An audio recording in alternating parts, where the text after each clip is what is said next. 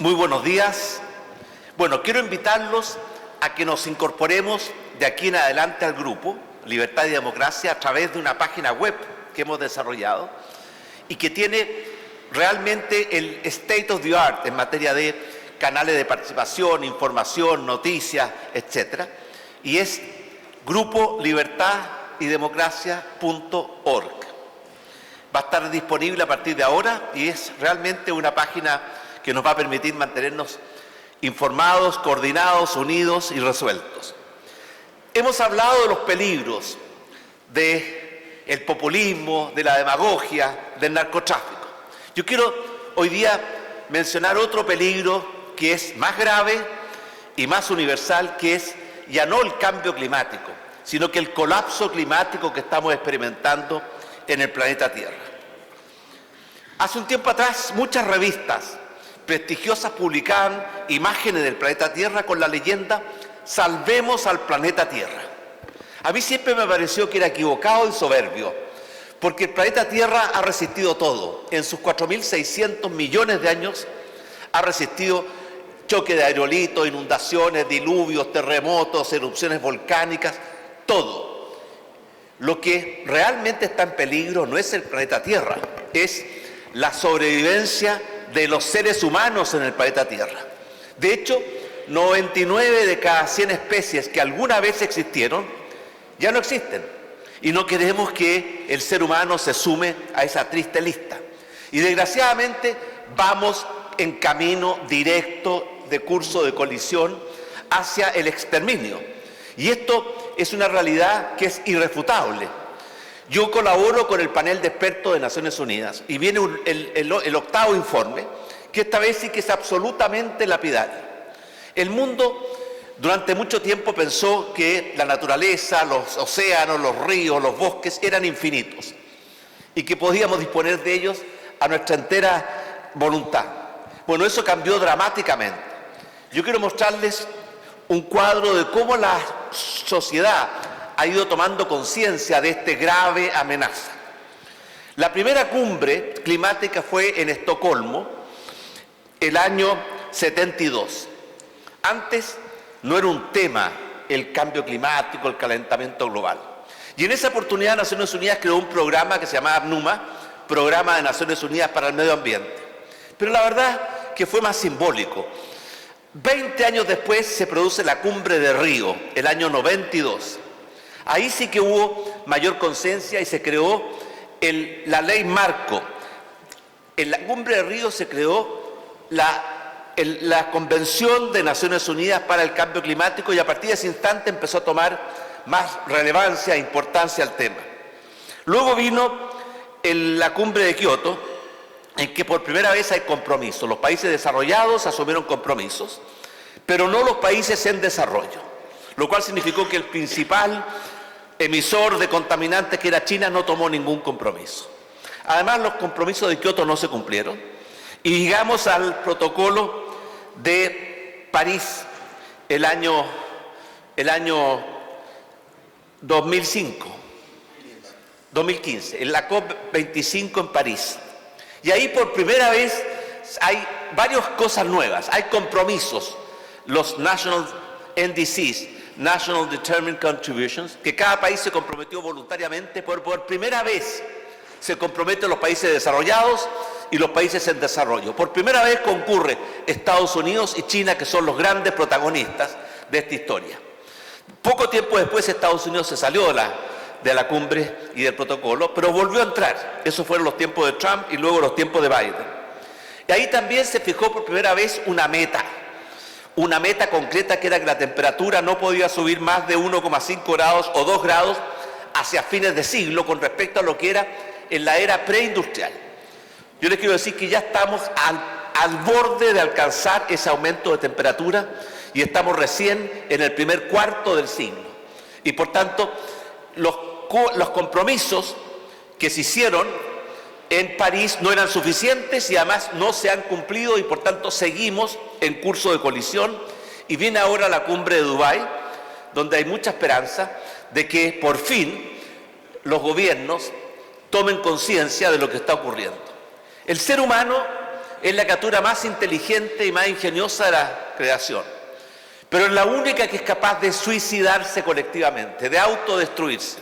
Y eso es lo que estamos haciendo, porque la verdad es que vamos en curso de colisión. El informe que va a salir en unos días más muestra realmente de que vamos a alcanzar la temperatura que era para fines de siglo en los próximos 2 o 3 años, y que hacia fines de siglo el aumento de la temperatura, si seguimos en el curso actual, van a ser 4 grados, y 4 grados es terminal, es catastrófico.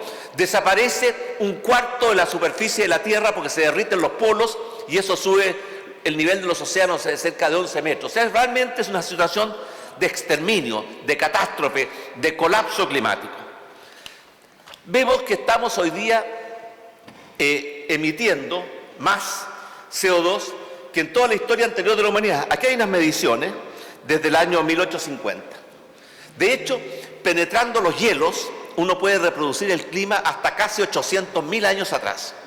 Y de verdad estamos viviendo uno de los periodos de mayor nivel de emisión en esos 800.000 años de la historia conocida de la humanidad en esta materia.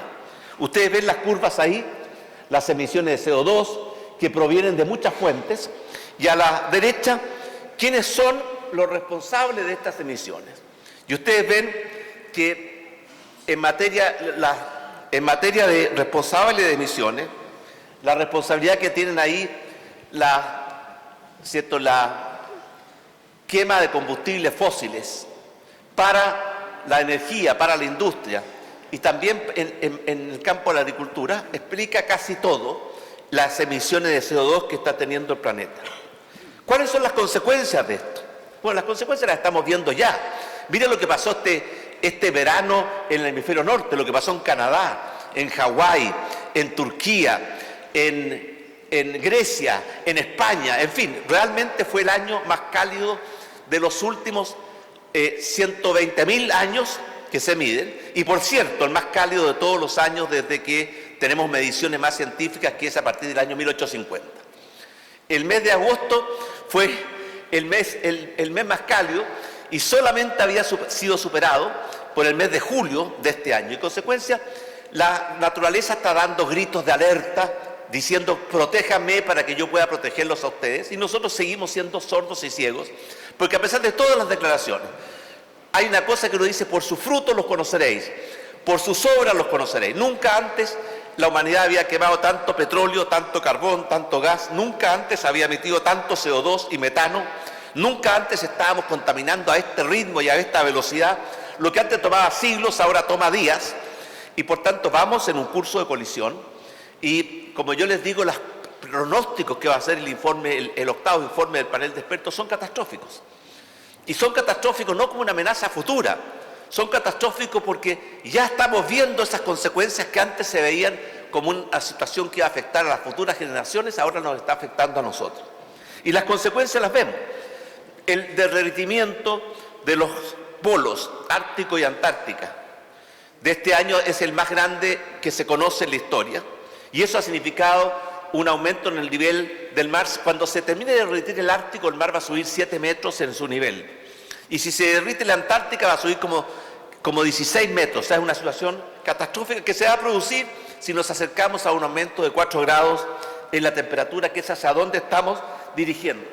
La pérdida de biodiversidad. Hoy día hay 1 millón de especies en grave peligro de extinción, lo que está significando en riesgo para la salud, por la reaparición de infecciones o virus que funcionaban, ¿cierto?, no funcionaban con temperaturas más bajas, pero ahora que la temperatura sube se están desplazando y han reaparecido una serie de enfermedades que están desperdigándose por el mundo entero, como el dengue, el chikungunya, en fin, muchas más.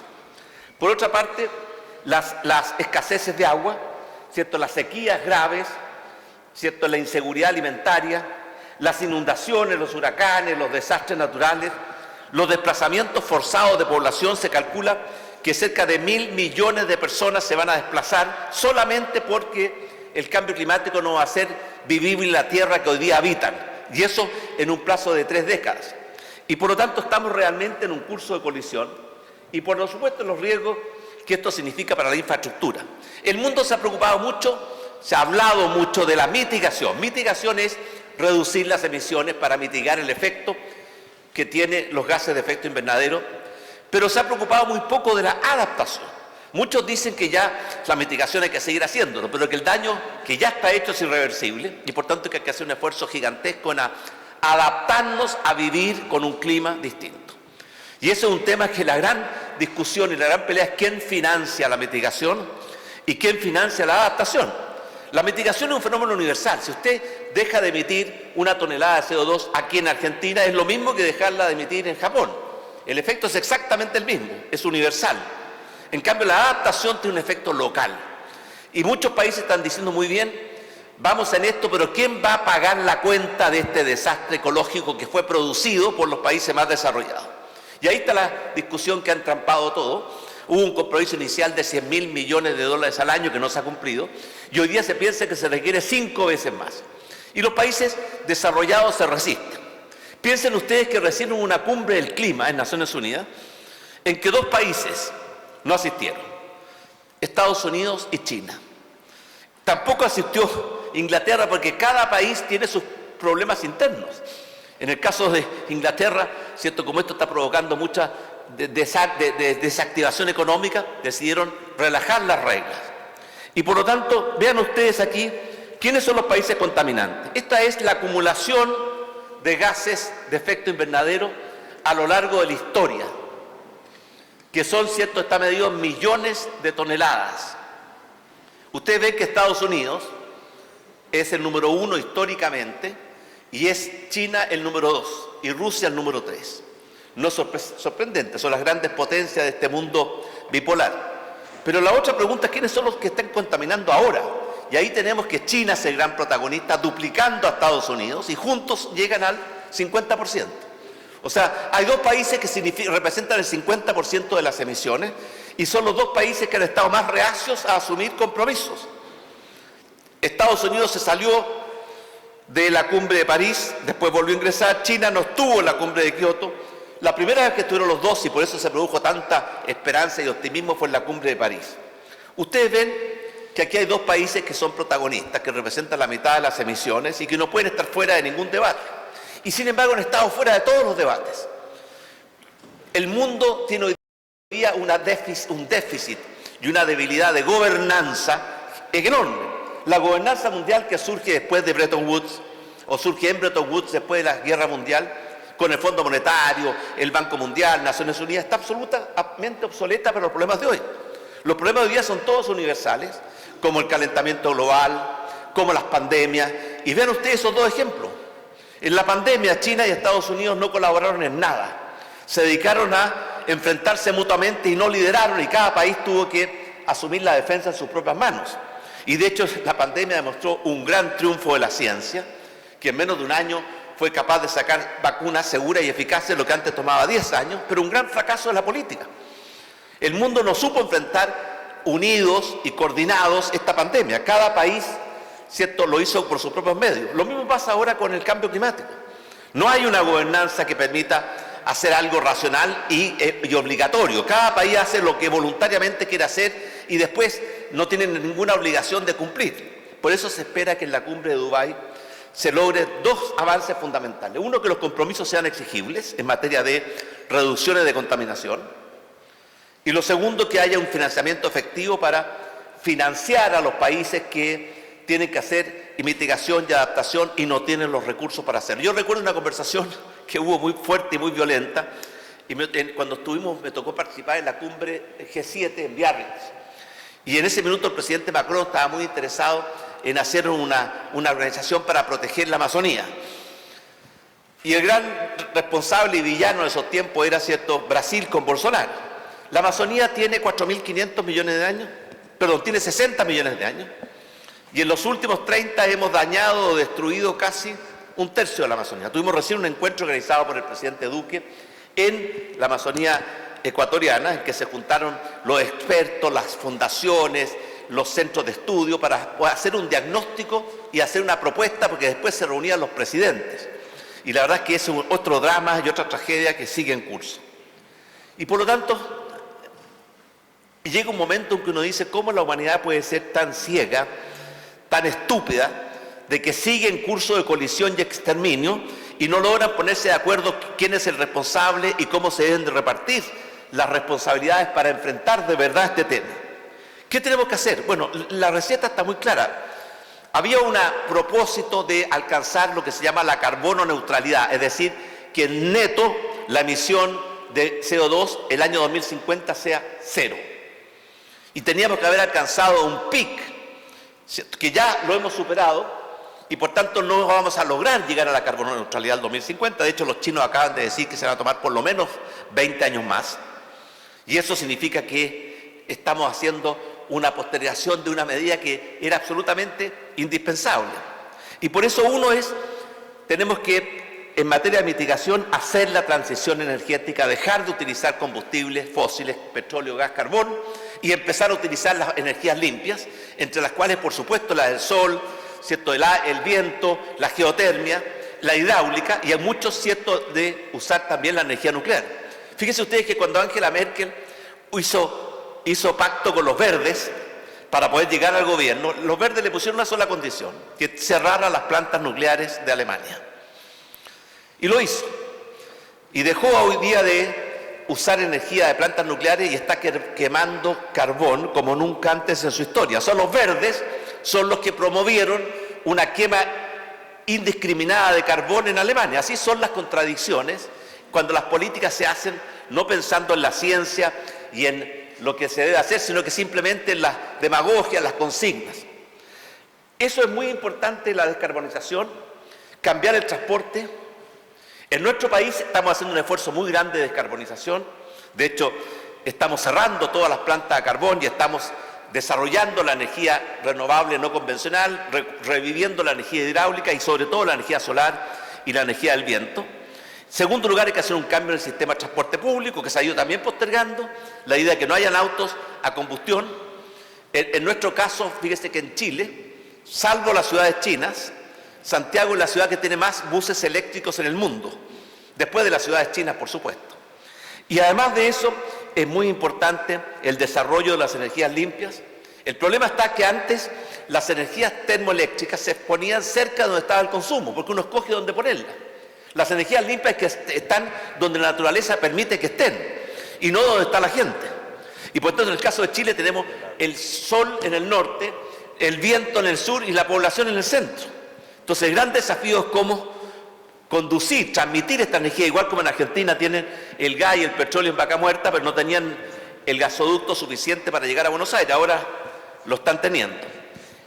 Por otra parte, el tema de eficiencia energética es crucial. Hay que quebrar la ecuación crecimiento-energía que estamos teniendo. Hoy día la elasticidad energía-crecimiento es casi 1, o sea, aumenta el producto en 1, aumenta el consumo de energía en 1. Y eso es algo que hay que quebrarlo, y eso significa eficiencia energética, donde está habiendo una investigación maravillosa. Yo estuve hace un tiempo atrás en una cumbre o un encuentro en Sun Valley, donde estaban los grandes innovadores del mundo. Estaba Jeff Bezos, Zuckerberg, Tim Cook de Apple, en fin. Y habían ahí, uno de los paneles fue cómo hacer que la eficiencia energética, es decir, el consumo de energía por unidad de producto, disminuya significativamente. Y es impresionante lo que se está haciendo. Por ejemplo, alguien decía, el transporte público, los buses andan por las rutas que tienen predeterminadas, pero hoy día sabemos dónde están los buses, sabemos dónde están los pasajeros pueden anunciar anticipadamente, igual que con Uber, dónde están o dónde van a estar para pedir un transporte público. Y por tanto, ¿por qué hacemos recorridos fijos? ¿Por qué no hacemos que el sistema de recorrido se adapte a la realidad? Porque tenemos la información, la capacidad de procesar la información y la inteligencia artificial que permite armar todo eso. Ese era un solo ejemplo que permitía una reducción o una mayor eficiencia energética monumental. Ahora, el grave problema ahora es la adaptación, y ahí la pelea por el financiamiento es inagotable. Yo me acuerdo que Bolsonaro decía, los franceses cortaron todos sus bosques y no le preguntaron a nadie, y ahora yo para cortar un árbol tengo que pedirle permiso a Francia. Entonces la idea es, si quieren que yo lo haga, háganlo, pero ¿quién va a financiar esto? ¿Quién va a financiar el hecho de que hagamos medidas de mitigación o las medidas de adaptación? Y por lo tanto la tecnología es la gran respuesta a todo esto, porque es impresionante cómo la tecnología y especialmente la inteligencia artificial está colaborando a este gran desafío. Termino diciendo, todas las generaciones enfrentan grandes desafíos en su historia, pero nunca antes una generación había enfrentado el desafío de la sobrevivencia, el desafío más grande que puede experimentar una sociedad. Afortunadamente también nunca antes nuestra generación había tenido tantas herramientas de la ciencia y la tecnología para hacerlo. Y por eso yo quisiera terminar recordando las palabras del presidente Obama cuando dijo: somos la primera generación que estamos sufriendo los efectos del cambio climático y somos también la última generación que puede hacer algo para evitar la catástrofe, y no lo estamos haciendo. Seguimos en curso de colisión. Yo los invito a que vean, ¿cierto?, el debate que se produjo hace 2 días atrás en Naciones Unidas, que el panorama es desolador. Por eso yo creo, ¿cierto?, que el ser más inteligente, más ingenioso de la creación no puede ser tan estúpido como para seguir en curso de colisión hacia un suicidio universal. Muchas gracias.